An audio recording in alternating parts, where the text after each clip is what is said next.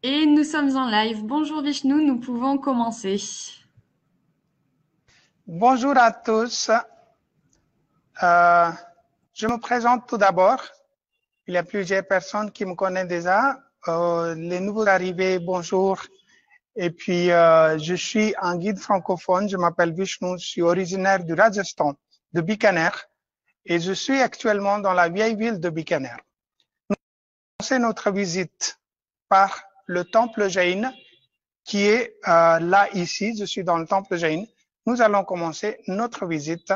Si vous êtes tous là, on peut rentrer dans le temple.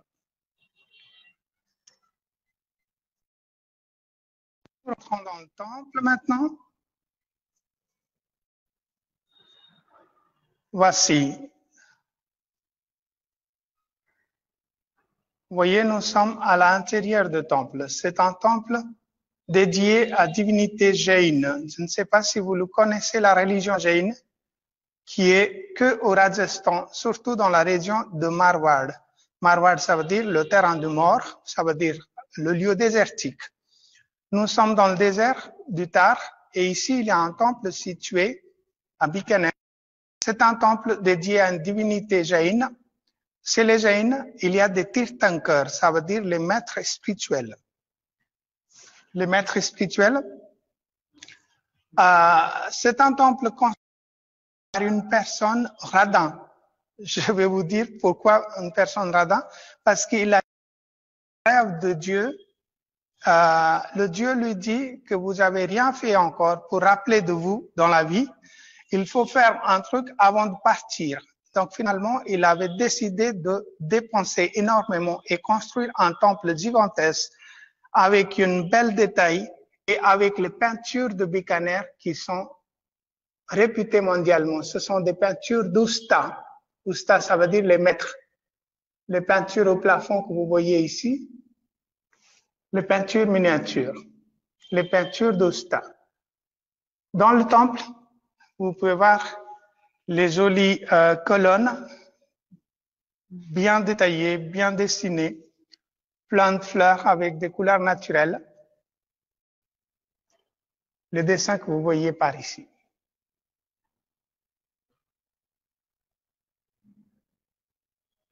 Là, en face de vous, vous voyez la divinité principale. C'est une divinité statue en marbre que je vais vous montrer. Je vais avancer vers le temple, vers l'enceinte du temple.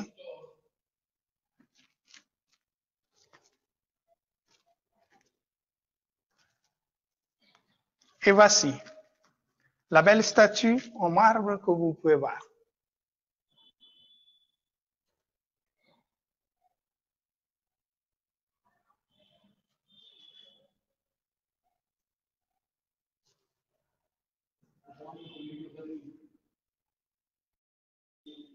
ना कौन करे सिर्फ कॉल है La spécialité de ce temple que je veux vous montrer, qu'est-ce que vous imaginez? Ce temple n'avait pas utilisé de l'eau pour la construction parce que c'est une ville où il manque de l'eau. Il n'y a presque pas de l'eau. Quand il pleut, pendant la saison de pluie, il pleut 3 ou 4 fois pendant le mousson, pas plus. Donc cette personne avait utilisé pour la construction de maisons, qu'on voit encore les traces du beurre clarifié que vous pouvez voir par ici. Du beurre clarifié à la place de l'eau.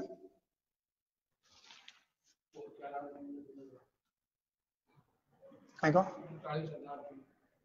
40 000 kilos du beurre clarifié a été utilisé à la place de l'eau.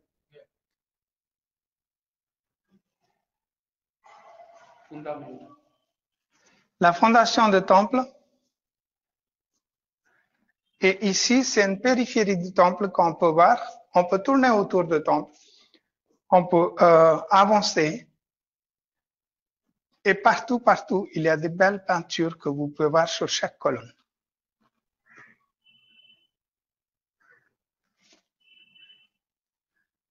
Joli détail remarquable. Ça trompe l'œil.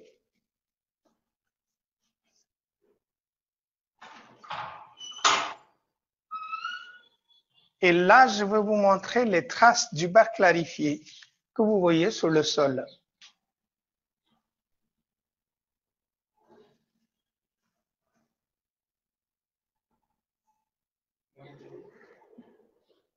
Vous voyez?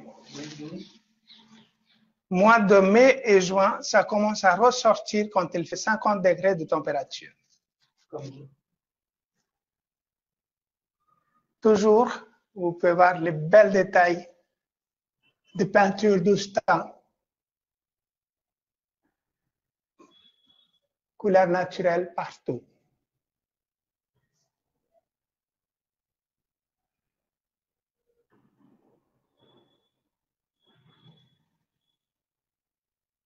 Là, nous sommes juste derrière le statue principal, ce que vous voyez la fenêtre.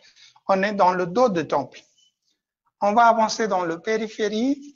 On va continuer en suivant les belles colonnes, des belles détails.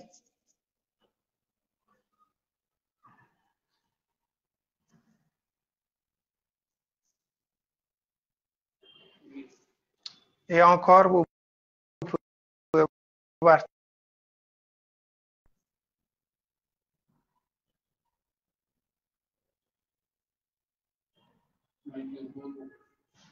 Voilà, ici.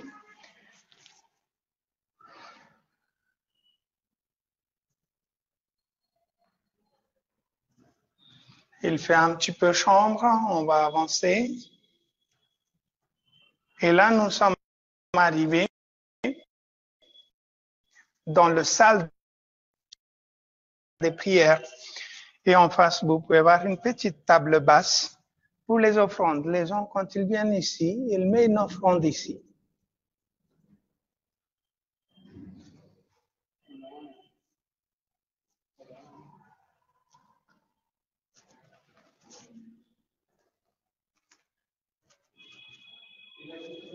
Dans cette religion jaïne, je ne sais pas si vous avez entendu parler, la religion jaïne est basée sur la base de non-violence.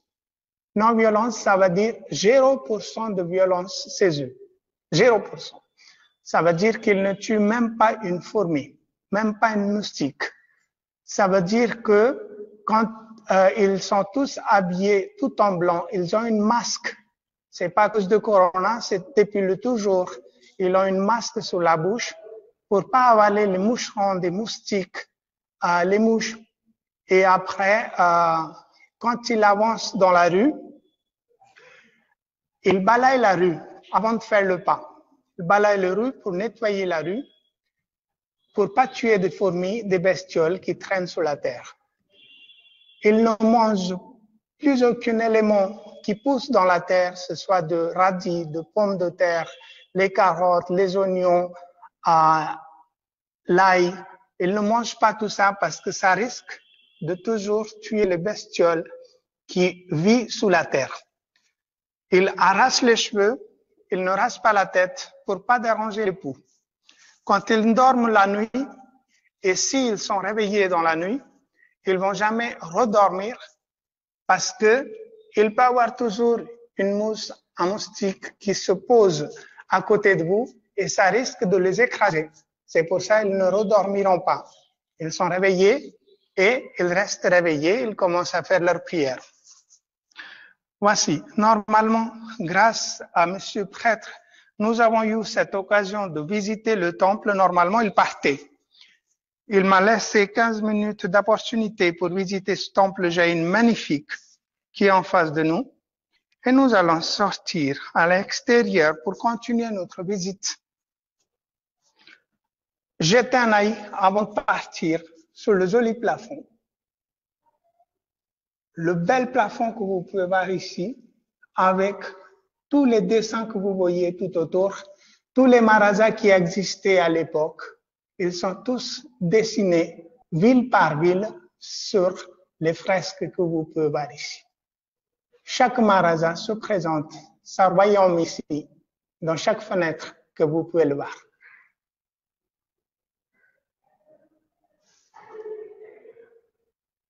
Voici, nous allons sortir du temple pour continuer à profiter de notre visite de la vieille ville.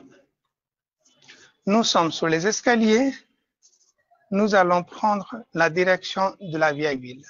Là, nous sommes à l'extérieur. Là, maintenant, on est à sortie.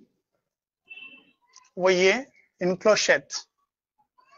Chant le matin. Ding dong, ding. Voilà. Ça, c'est pour dire au Dieu que je suis là. C'est une sonnette de Dieu pour lui prévenir que nous sommes arrivés.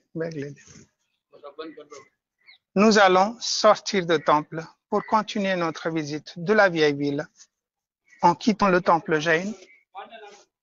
बस अब बंद है बाहर देखा सन गली में नहीं गली में ठेठ अब गली में जा रहा नहीं अब सीधो गली विजिट हो सी डायरेक्ट ये अपना ओल्ड सिटी रे हाँ गेट रे बाद में बता दो तो ठीक बंद तो को सेकंड कॉल तो चाल सी वो कनेक्शन बंद है बंद नहीं है दिखाई बहुत बड़ा बंद नहीं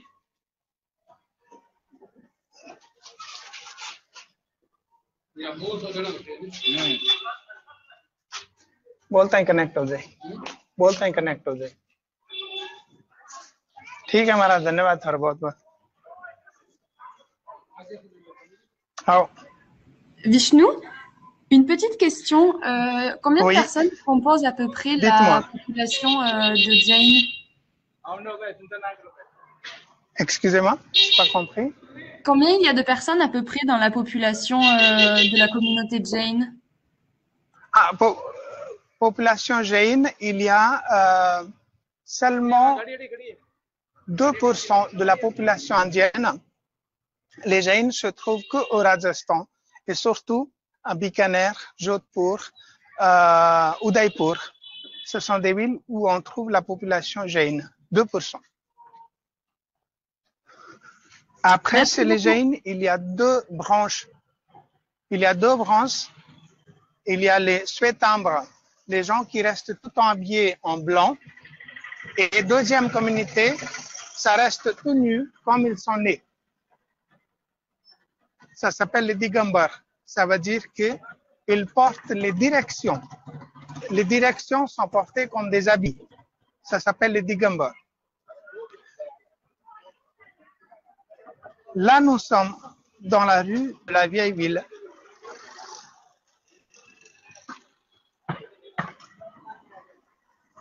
Est-ce que vous me suivez bien? Est-ce que la connexion est bonne? Est-ce que vous m'entendez bien? Oui, tout est parfait. Ok, merci beaucoup. Alors, nous sommes continués dans la rue. Dès qu'on est arrivé dans la rue, pourquoi pas parler de la nourriture? Parce que les gens de Bikaner, ils sont très gourmands. Ils mangent beaucoup des choses amuse-gueule. Tout le temps, vous allez voir des gens qui sont en train de manger dans la rue. Ce que vous voyez, des petits beignets comme ça, ce sont des beignets vides de l'intérieur. À l'intérieur, il n'y a rien. Ils vont remplir avec du pomme de terre et puis avec du riz soufflé, pardon. Et il le remplit et puis il faut le manger d'un seul coup. Ça veut dire qu'il faut avoir vraiment une grande bouche pour prendre ça d'un seul coup dans la bouche. Ça s'appelle Golgappa. Golgappa. C'est rempli de l'eau, de pommes de terre, du riz. Nous allons continuer dans la rue de la vieille ville de Bikaner. Si vous entendez trop de klaxons, c'est normal parce qu'on est en Inde. Il y aura beaucoup de klaxons aussi tout à l'heure. Les petits vendeurs de légumes sur le côté que vous pouvez le voir. Les légumes frais. Aloe vera.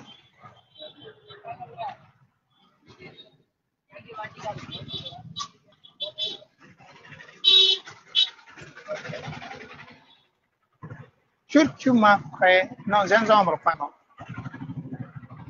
Gingembre frais. Tomates. Carottes. chou-fleur et le chou. En même temps, la vie continue. En train de manger tranquille.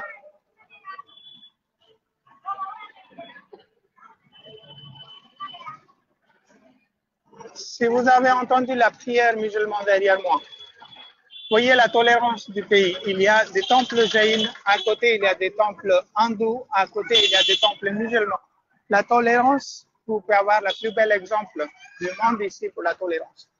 Là ici, c'est quelque chose de très intéressant que je vais vous parler. Ce que vous voyez ici, c'est une charrette. Ce que vous voyez, jolie charrette dorée. C'est pour des mariages, quand il y a des mariages, des processions de mariage. Quand ils sortent, il y a un monsieur qui est assis là-haut, le musicien qui fait son orchestre, il est assis là-haut. La musique continue dans la rue et il avance avec le marié qui est assis sur le cheval blanc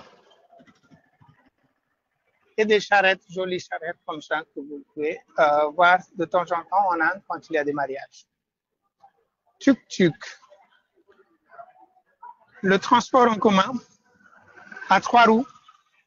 Quand on parle de l'Inde, on parle de tuk-tuk, certainement. C'est le transport en commun que vous pouvez mettre 3-4 personnes. Mais quand on est en Inde, pourquoi pas mettre 10 personnes? Ça nous arrive aussi de mettre 10 personnes dans une petite voiture à 3 roues qui s'appelle tuk-tuk.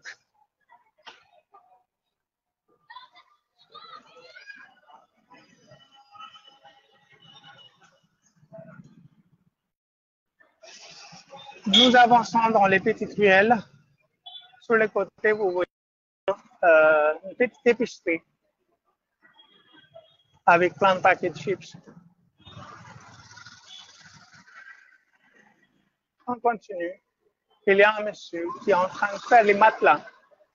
Un monsieur et une madame en train de faire les matelas avec du coton.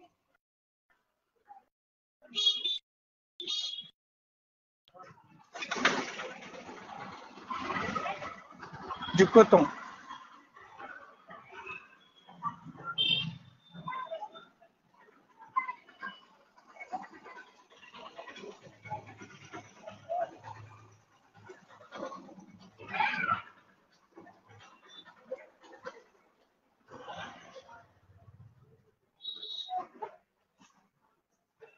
Vous avez toujours l'ambiance indienne. Et tout de suite, on arrive dans une petite boulangerie avec plein de petits gâteaux, des galettes, petits biscuits et plein de gens en train d'acheter.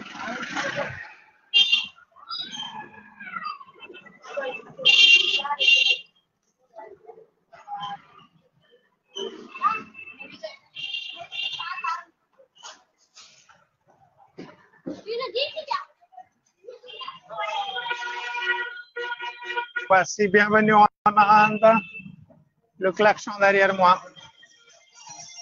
Et musique.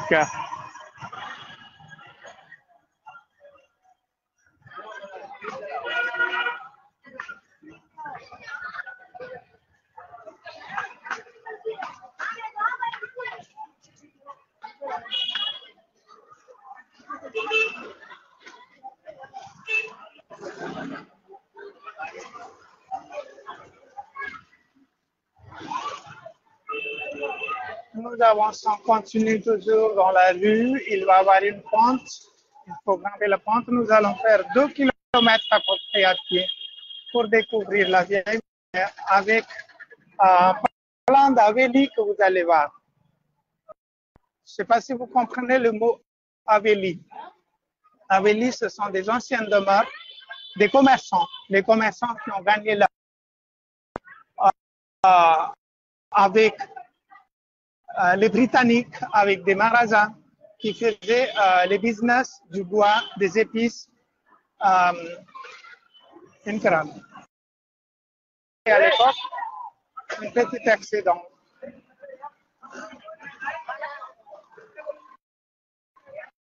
partent sur les scuds. Hop. Donc, les havelis, les anciennes demeures des commerçants. Les maisons sculptées en pierre grès. Mais les maisons, comme vous allez le voir, c'est vraiment, ça trompe l'œil, on dirait, ce sont des maisons en bois. Nous traversons toujours les rues continues et nous allons avoir l'occasion de visiter ce genre d'havelis aussi tout à l'heure.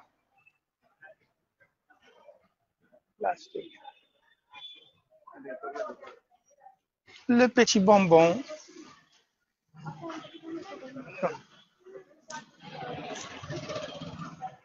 Plein de bonbons ici, par là.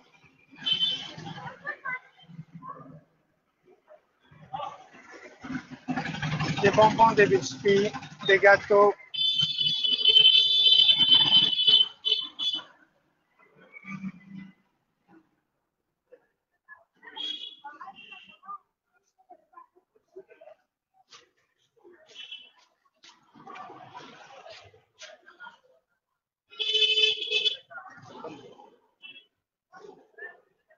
एक घंटा ही है पर घंटा totally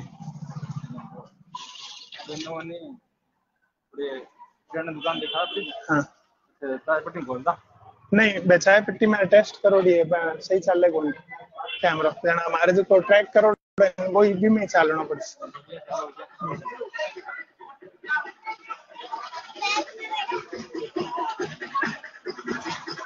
alors plein de petits coins avec plein de petites choses que vous l'entendez parler toujours du chai. Connaissez-vous le chai? Le thé au masala, le thé aux épices. Le chai, voilà.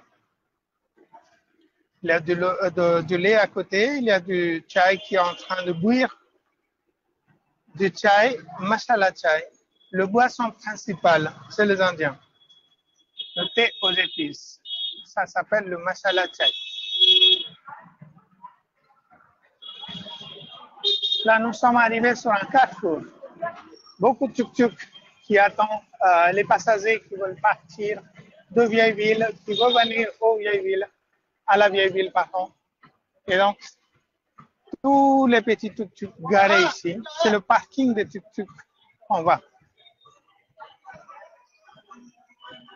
Ah, c'est quelque chose de très important. Allez, on va rentrer. Ici, par là. Un petit coiffeur en train de couper les cheveux. Et l'autre monsieur en train de faire le maquillage. Avec musique.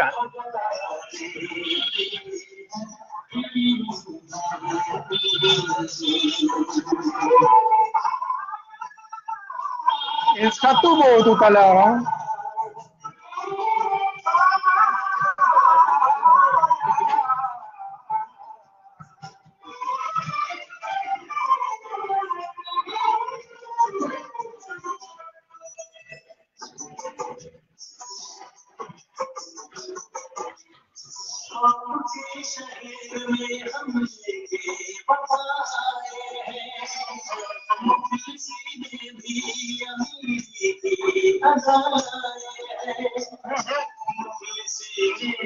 Voilà, c'est une vraie ambiance.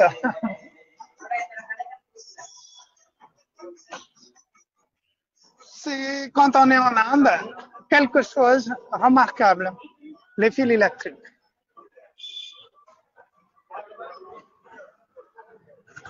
Partout, il y a des fils électriques, partout.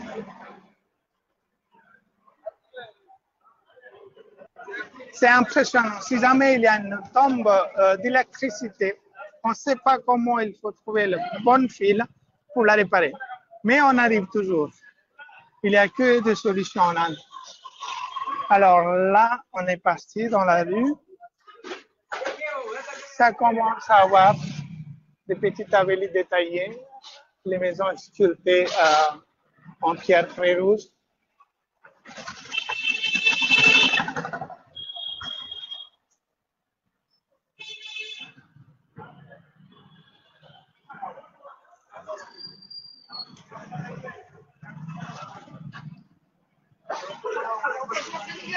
Ça marche toujours bien, sans aucun coupure.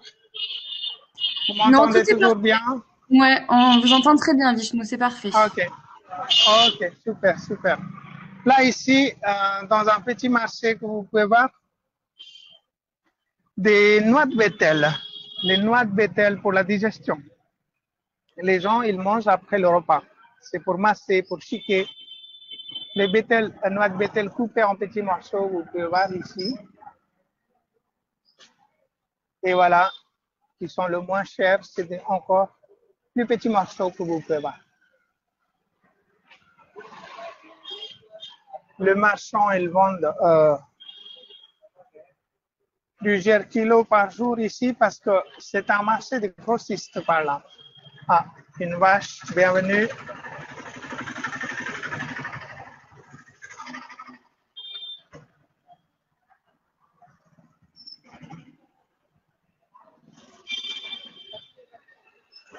Nous traversons un petit marché de petits bonbons, de noix de bétel, des chips, des tabacs et voilà, encore la nourriture. Ici, si vous voyez. Qu'est-ce que c'est ça? Est-ce que c'est une chapati? Non, pas du tout. Ça se présente comme ça. Je ne sais pas si vous avez vu. Ça se présente comme ça, cette galette. Galette sucrée. Ça rappelle de Kunyaman. C'est les Bretons. C'est un boule de calories. Ici, il y a du beurre clarifié, du sucre, rempli de sucre, comme les maisons d'abeilles que vous voyez là. Et monsieur, il est en train de faire. Voilà. Et puis, quand c'est fait, ça présente un tas comme ça.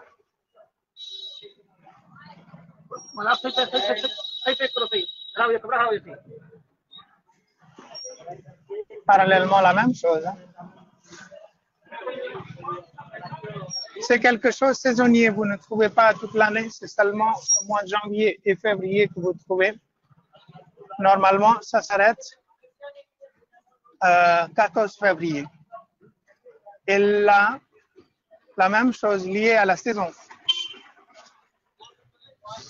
Le petit bonbon à la base de sésame et du sucre.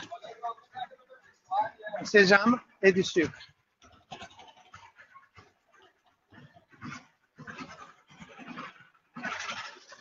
Les galettes de mélasse et sésame.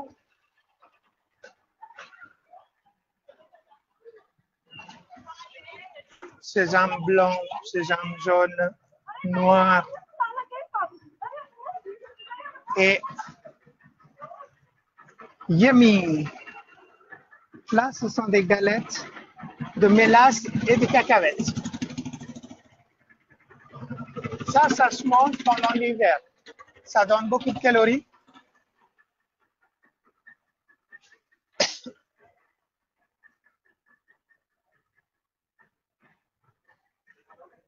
Alors, nous avançons dans la rue, continue.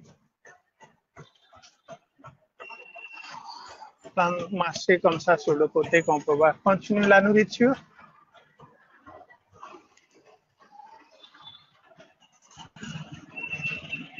Comme vous êtes les Français, vous aimez les apéros. Pour les apéros, pour accompagner les apéros, qu'est-ce qu'il nous faut? De dalle. Voilà, le dalle, ça veut dire le lentilles. Il faut avoir la dalle pour manger du dalle. Dalle grillée, le lentilles grillé. On mange avec des apéros aussi.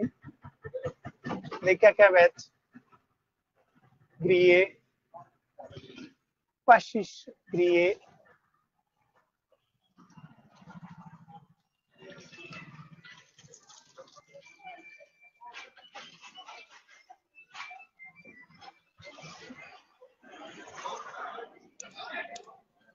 Par là, encore la nourriture. Là, ce que vous voyez, c'est toujours les grosses galettes que vous avez vues tout à l'heure, les galettes sucrées bien remplies de sucre et du beurre clarifié. Et à côté, vous avez quoi? Les mêmes choses, mais fibreux. Plus de fibres et plus sucré, ça se mange avec du lait au petit-déj. On peut laisser une galette dans le lait, laisser bouillir un petit peu et après, vous pouvez manger au petit-déj. Vishnu, on a une petite question. Tarek aimerait savoir si la Dites-moi. cuisine, elle est plutôt salée ou sucrée en Inde. On est plutôt salé-sucré, le mélange de salé-sucré. Le sucre, ça se mange avant le repas. Ça veut dire pour ouvrir l'appétit. Ça se mange pas après. Ça veut dire nous démarrons avec le salé, même le petit-déj salé et épicé, et puis ça adoucit à la fin avec du sucre, quelque chose de sucré que nous mangeons à la fin. Sinon, comme nous sommes dans la région désertique, nous avons aussi besoin de légumes conservés. Là, ici, les chips de pommes de terre, les capres, le petit melon séché, tout petit melon, minuscule. Un autre variété de melon, mais coupé en tranches et après faire sécher en soleil.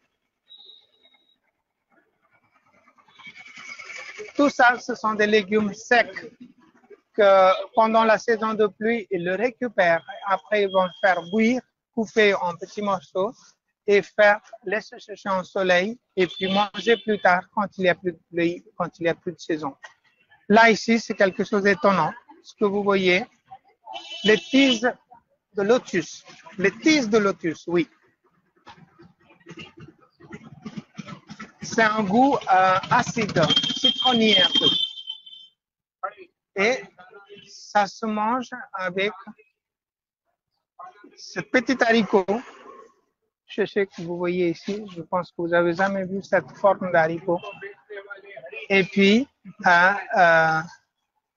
fenouil grec en feuilles, mais toujours séché comme ça en soleil.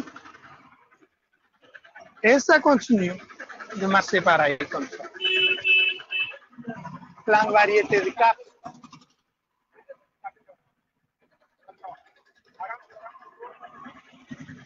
Les capres. Et plein de légumes secs, les pâtes.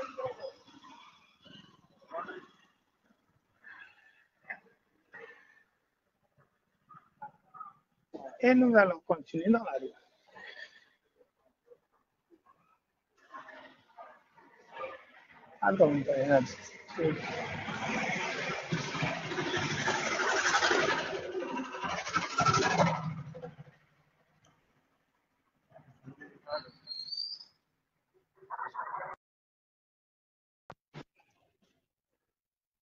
Nous avançons dans la rue tranquille.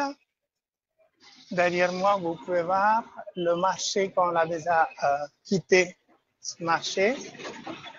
Et en face de nous, nous avons un Haveli. Ce qu'on parle depuis tout à l'heure, qu'est-ce que c'est un Haveli? Une belle maison, une demeure d'un commerçant qui travaillait avec les Britanniques, avec les Maharajas. Ce sont des gens qui ont gagné la fortune en faisant le business. Actuellement, ce sont des Havelis presque abandonnés. Les gens sont partis dans les grandes villes et puis il y a les gardiens qui vivent à l'intérieur. Même la vie des gardiens en Inde, surtout à Bikaner, vous imaginez quand ils vivent dans un Haveli pareil. Et si on veut voir le détail, j'approche l'appareil et là, vous voyez, on dirait c'est du bois, ça trompe l'œil. Voyez le détail?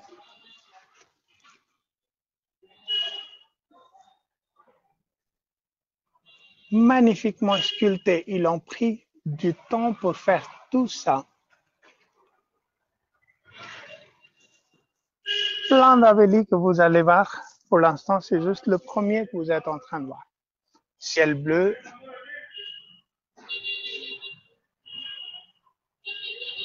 Ah, c'est la pierre grès rouge qui se trouve dans le désert même, dans la ville de Bikaner même. L'endroit, ça s'appelle Dulmera, 50 km au nord de Bikaner.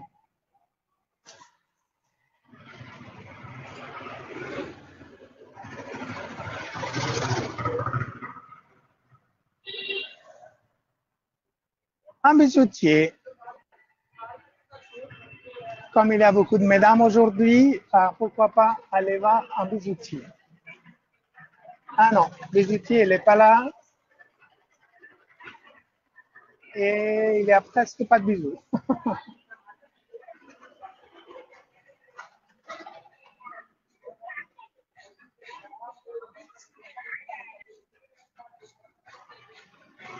Bon, désolé mesdames, on va voir ailleurs peut-être.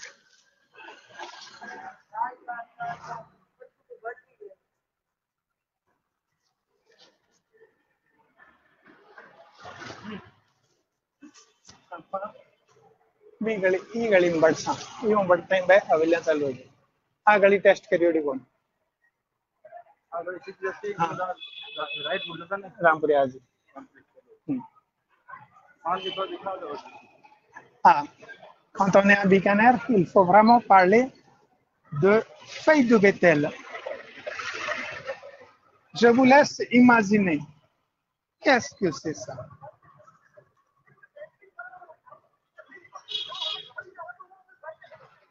Avez-vous une réponse?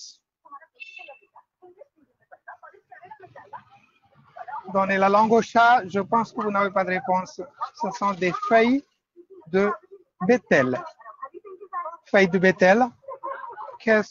Comment ça se prépare? Là, vous voyez, monsieur, il est en train de préparer. Il met une pâte de résine d'un arbre et parallèlement, dans un pot, il y a la chaux. Il va mettre les deux ensemble, la pâte qui donne les dents rouges, la bouche rouge. Et ce que vous voyez cracher dans la rue, il mange pour la digestion. Et quand c'est mangé avec le tabac, ça peut être une drogue aussi. Quand c'est mangé avec cerise, anis, c'est pour parfumer la bouche, pour enlever la mauvaise haleine. Donc, ça se mange après le repas, pour la digestion. Ça s'appelle les feuilles de bétel. Rajoutez le noix de bétel dedans. Dans notre langue, on l'appelle pan. P-A-A-N, pan. Voilà. Là, nous allons couper cette rue pour prendre une direction de Belle-Avélie.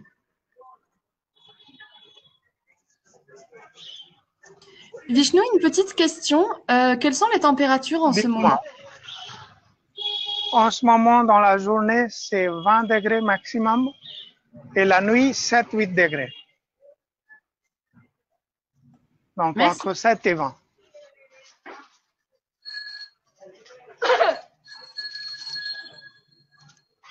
Il y a des ouvriers qui travaillent dans la rue. Il y a un livreur de camion qui emmène, c'est pas quoi, si, comme un DHL en fait. Et là, nous traversons de Belle-Avélie et nous arrivons sur les plus belles. Et hop, continue.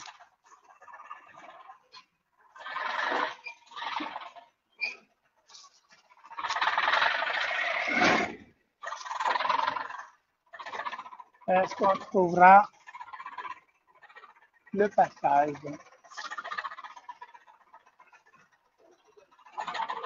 Ah, ok, c'est gentil. J'avance. Merci.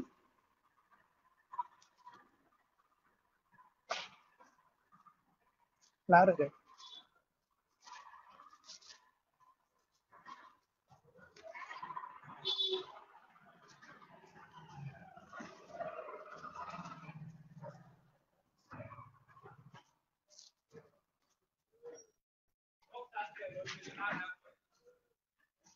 Et voilà. Ça commence les plus belles Avélie par ici.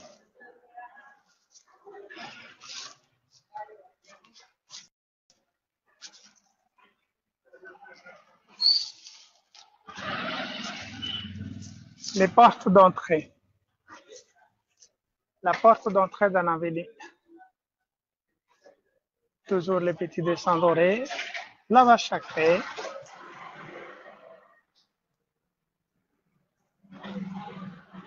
Et plusieurs petites fenêtres. Le temps que j'arrive sur des belles lavellis, je vous laisse étudier un mot qui est accepté dans la langue française aussi, les moucherabiers. Je ne sais pas si vous le connaissez, les moucherabiers. Qu'est-ce que c'est les moucherabiers?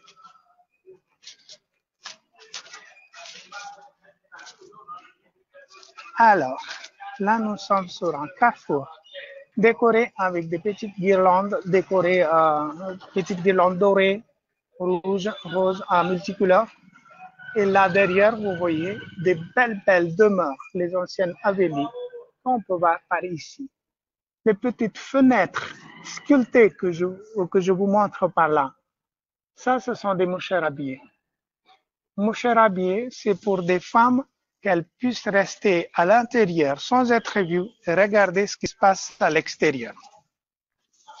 C'est une coutume que nous avons reçue par les Mougols quand ils sont arrivés, les Arabes, dans notre pays. Le système de purda, ça veut dire le système des voiles, a été emmené dans notre pays. Avant, on ne le connaissait pas ça. Et puis, depuis, nous avons cette coutume de garder la voile sur les têtes des femmes. Et les femmes ne sont pas tout à fait voilées comme le burqa. Ça reste juste en tenue transparente sur la tête, un sari transparent sur la tête. Et puis, elle peut regarder à travers le sari aussi.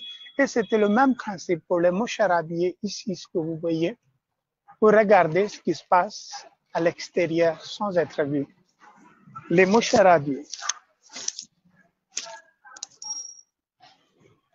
D'un seul coup, on tombe sur un Avélie qui n'est pas en grès rouge, c'est plutôt en marbre.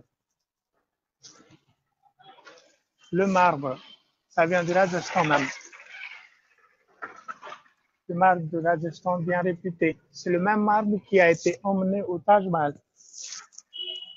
C'est le marbre du Rajasthan que nous avons utilisé même au Taj Mahal. Voilà, ça c'est du marbre, les Avélis sculptés en marbre que vous pouvez voir. La porte d'entrée par ici.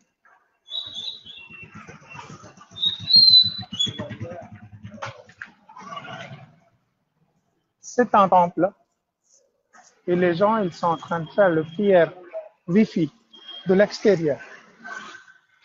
Les prières Wi-Fi. Faire les prières depuis l'extérieur.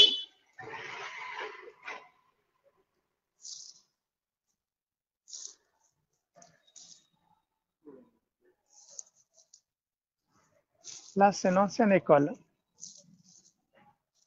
pour les filles.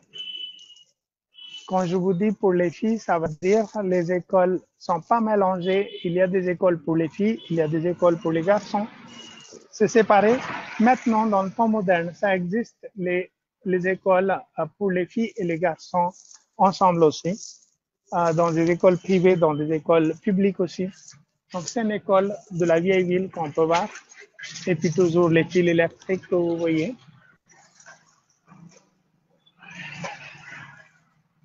N'hésitez pas à me poser des questions parce que je suis en train de faire l'historique de la ville non-stop.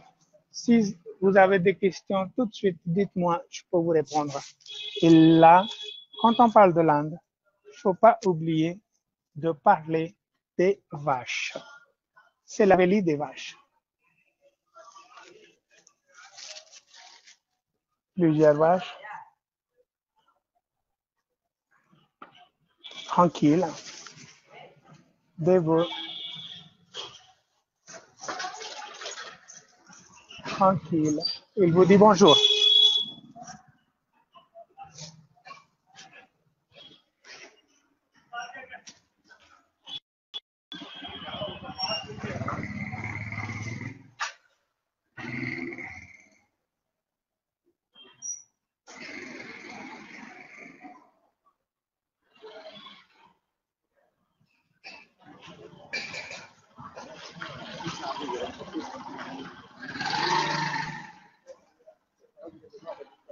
Ah.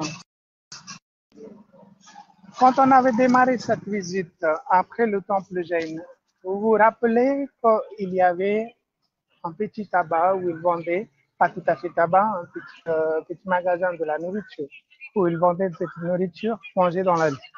Et là, ici, vous avez l'exemple. Ils sont en train de manger.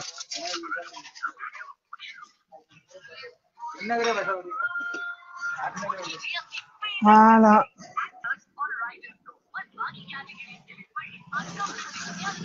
Ça se prépare avec du riz soufflé, comme ça, mélangé avec des casse-croûtes, avec pommes de terre, tomates, oignons, citron. Et ça donne comme ça. Ça donne faim.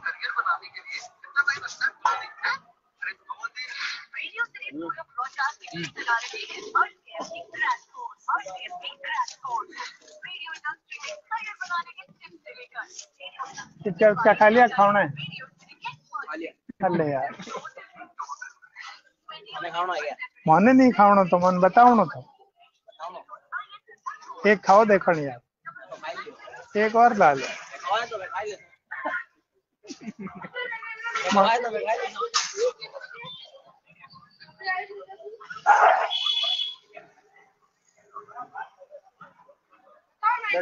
Peut-être par là, on aura l'occasion de voir comment il arrive à manger en un seul coup un beignet qui a taille comme ça.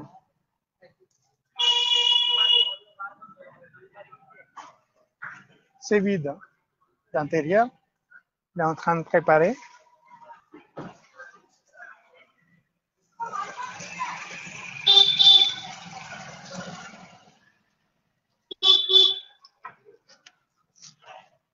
Okay क्या ready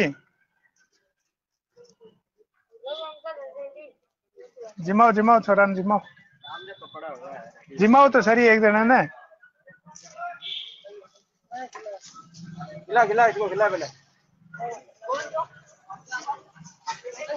Les petits jeunes, ils sont venus pour manger de petites galettes comme je vous parle, de petits beignets comme je vous parle.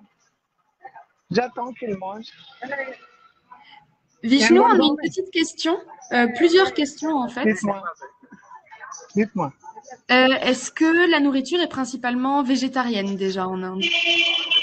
Oui, là on est dans la vieille ville de Bikaner et plupart des maisons des brahmanes, ça veut dire les gens de première caste. La première caste, ce sont des brahmanes qui ne mangent que végétarien, ça veut dire même pas d'œufs, même pas de traces d'œufs, pas de poisson, pas de viande, rien du tout. Surtout dans la vieille ville où il y a beaucoup de brahmanes. Principalement, on va dire une majorité des gens, ce sont des végétariens en Inde.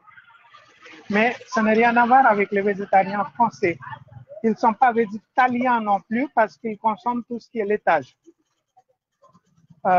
Du lait, du fromage, du yaourt, ils mangent tout. Ça veut dire, dans le principe, c'est de ne pas tuer un animal pour nous nourrir. Ça veut dire l'œuf, c'est une base de la vie et c'est pour ça qu'ils ne mangent pas d'œuf. Mais pour récupérer du lait, ils n'ont pas eu besoin de tuer un animal. C'est pour ça qu'ils mangent du laitage. Ils n'ont pas de problème externe, extrême, comme les végétaliens ils font actuellement. Ils ne mangent même pas de miel, même pas de produits animaliers. Mais les produits donnés par un animal sans le faire mal, on peut le manger. Ça s'appelle les végétariens indiens. Et là, ici, c'est un tailleur en train de faire les vêtements pour les femmes. Vêtements pour les mariages, pour les femmes.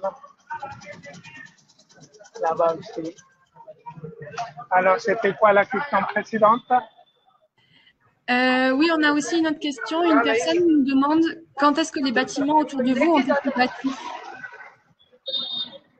Ah, ce sont des bâtiments qui sont datent du 16e et 17e siècle. Quand je vous dis date du 16e et 17e siècle, seulement les havelis qui sont construits en pierre grès. Je ne parle pas des bâtiments modernes, les bâtiments comme ça. 16e et 17e siècle. Et après, dans l'empereur britannique et avec les Maharajas, ça continue la construction au 18e et 19e siècle aussi. Mais la plupart des Havelis de Bikaner sont datent de 16e et 17e siècle. Ok, merci. Du coup, il nous reste un petit peu moins de 10 minutes. On avait également une autre question qui était de savoir si vous pouvez nous en dire un petit peu plus sur les vaches et pourquoi elles sont sacrées. Ah, pourquoi les vaches sont sacrées? Normalement, c'est une lecture d'1 heure et demie pour parler sur les vaches sacrées. Mais pourquoi les vaches sont sacrées? Il y a plusieurs choses. Déjà, je peux vous dire sans préciser, parce que c'est une précision que je peux parler pendant 1 heure, des vaches ou même 1 heure et demie sur des vaches indiennes. La vache, surtout la vache brahmane, peut-être que vous le connaissez cette race, qui a une bosse et des cornes. Ça ressemble des hibus, comme les zébus. Mais ce ne sont pas des zébus, c'est plutôt des vaches indiennes qui ont une race brahmane. Cette vache, elle est plutôt sacrée. Pourquoi sacrée? D'abord, c'est la question religieuse. C'est que plusieurs divinités ont vécu avec les vaches. Le dieu Krishna, 8e réincarnation de Vishnu, a passé son enfance avec des vaches. Après, le dieu Shiva, ça veut dire la 3e divinité principale, son monture, c'est un taureau. Quand je vous dis les vaches, ça veut dire le taureau, les vaches, les veaux, ils sont tous sacrés. Après, deuxième raison, c'est raison scientifique. Dans des raisons scientifiques, si on tue les vaches quand on les mange, ça fera un repas pour tous les Indiens, 1,3 milliard, pas plus. Et si on le garde, ça donnera beaucoup de choses. Parce que pour les végétariens, c'est super important le produit laitier. Ils consomment le laitage, le lait, du beurre clarifié, du yaourt, du fromage, toutes les choses. Et plein de desserts que nous avons vus aussi, c'est à la base de lait. Avec la bouse de vache, nous faisons les maisons, les constructions des maisons en rajoutant l'argile avec, et on peut faire les dalles, les sols pour faire les maisons aussi, les huttes. Et après, une autre raison, c'est qu'avec quand les vaches sont mortes de sa propre mort, on peut récupérer la peau pour faire des produits, pour faire des objets, les sacs, plein de petites choses, les chaussures, les ceintures, plein de choses que nous pouvons faire. Et avec les cornes et les sabots, c'est très utile pour faire des engrais pour les plantes. Donc, pendant que c'est vivante, elle donne plein de choses, le lait, la bouse de vache, et avec l'urine de vache, je ne sais pas si vous avez entendu parler, avec l'urine de vache, nous avons eu, prouvé scientifiquement, je vous parle là, nous avons eu des laboratoires que l'urine de vache est vendue dans ces laboratoires, qu'on peut le boire et on peut soigner le cancer. Boire à jeun le matin, l'urine de vache, pour soigner le cancer. Pour les problèmes des reins, si on a des problèmes des reins aussi, ça se soigne avec l'urine de vache.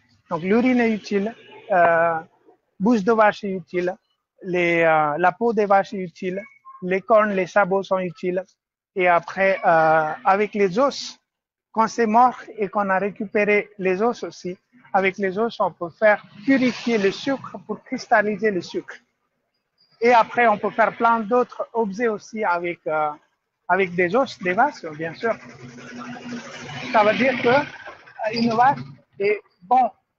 Rien n'est perdu dans une vache. Pas dans le sens, comme vous dites, rien n'est perdu dans un cochon. C'est dans le sens positif pour dire que même si elle est vivante, elle va nous donner quelque chose. Et c'est pour ça, devant chaque maison, il va y avoir un petit bassin, vous n'avez pas eu encore l'occasion, peut-être que vous le verrez tout à l'heure, que les gens, ils mettent le reste de nourriture, ce qu'ils ont mangé, après le reste de nourriture est mise dans ces pots, que les vaches, elles peuvent venir manger, prendre leur gamelle tranquillement. Toutes les vaches que vous voyez balader dans la rue, ce sont des vaches appartiennent à quelqu'un. Ça veut dire une vache abandonnée n'existe pas. Et si vous avez entendu parler, les maisons de retraite des vaches, ça existe chez nous. Oui, la maison de retraite des vaches, ça existe chez nous. Que s'il y a une vache qui a été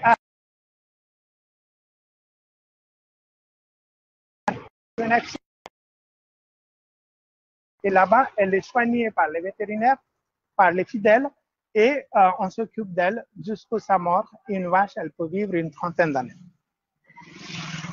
Je vous ai juste résumé, sinon il y a plein de choses pour parler sur la vache. Peut-être dans la future que vous auriez une occasion de parler sur les vaches en détail. Donc là maintenant, nous sommes arrivés devant les plus belles Haveli, ça s'appelle les Rampuria Haveli, qui sont quand même protégées par le gouvernement. On peut voir le tableau qui indique que ce sont des monuments ou Haveli protégés. Pourquoi protégés? Voyez la beauté. Quand on va, la façade est magnifique, magnifique. Voyez? Mais après, si on regarde sur le côté, c'est pas très épais. C'est une épaisseur comme ça. Pas plus que ça. Voilà.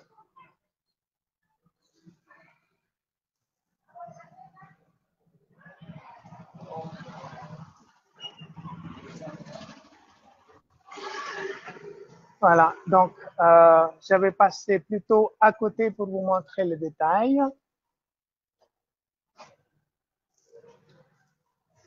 Là, ce sont toujours des fenêtres pour les femmes.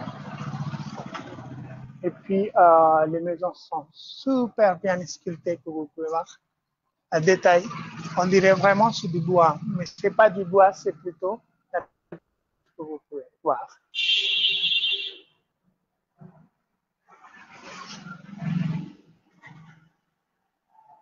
Gigantesque.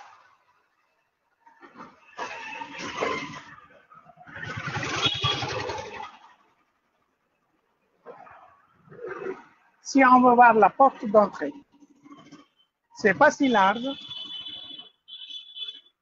qui donne dans la rue comme ça.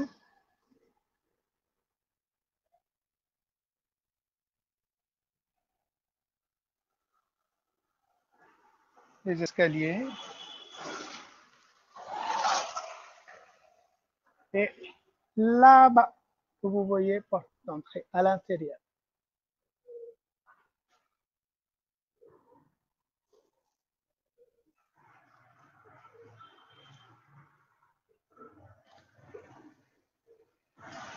Là, vous allez avoir la plus belle vue des Haveli depuis ici.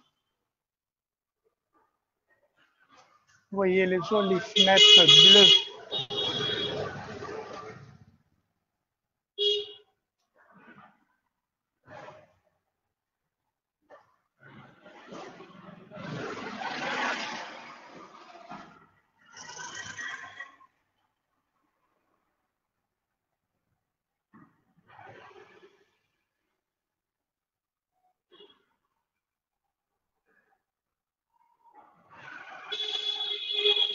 Vous pouvez regarder pendant des heures tous ces détails qu'il y a. Chaque Haveli a mis une cinquantaine d'années de construction parce que à l'époque, il n'y avait pas de machine, hein, donc ça a été fait tout à la main. Tout à la main, quand il y a des détails comme ça.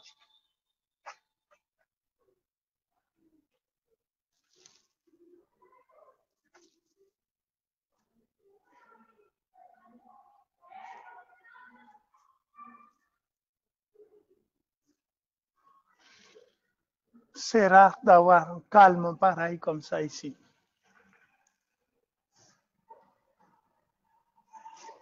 Vous voyez, les rues ne sont pas très larges. Hein.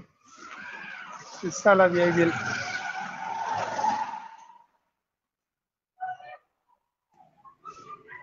Je pense qu'on peut se diriger vers la conclusion, du coup, Vishnu, si ça vous convient.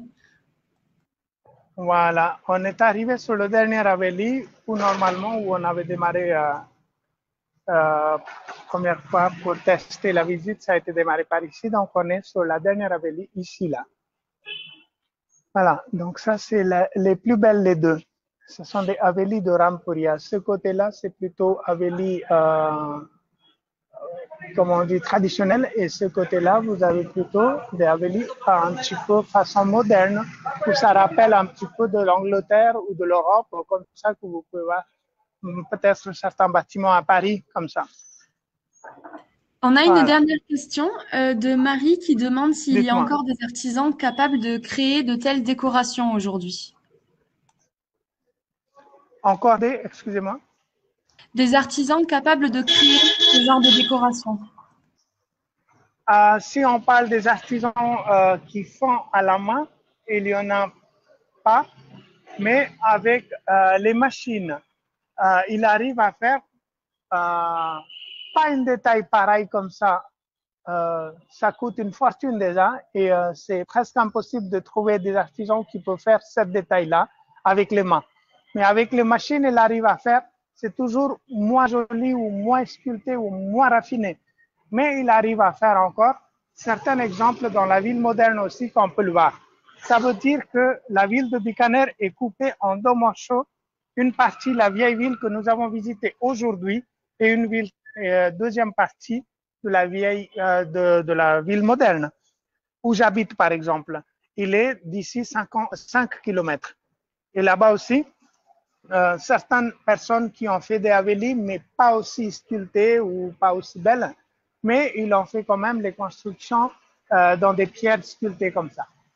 Ça veut dire qu'il n'y a pas vraiment des artistes qui arrivent à faire ça comme ça. C'était la raison que la Bikaner avait demandé comment on dit, ils ont demandé d'inscrire au patrimoine mondial de l'UNESCO la ville entière. Nous n'avons pas réussi. La ville de Jaipur a réussi d'être inscrite sur le patrimoine mondial de l'UNESCO. Dommage que la ville de Bikaner n'a pas encore eu ce succès. Mais peut-être un jour, grâce aux ces Haveli que nous venons de voir, la ville de Bikaner sera inscrite au patrimoine mondial de l'UNESCO.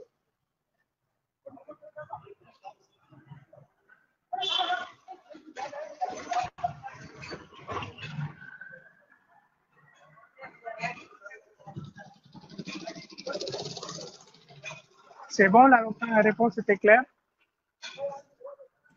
Oui, très clair. Parfait, merci.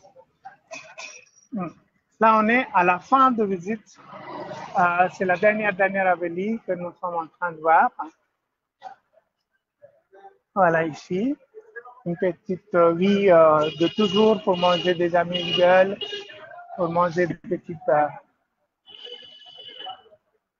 ce que vous avez vu dès le départ, dès le début. Voilà. Donc, là, il est presque l'heure, n'est-ce pas?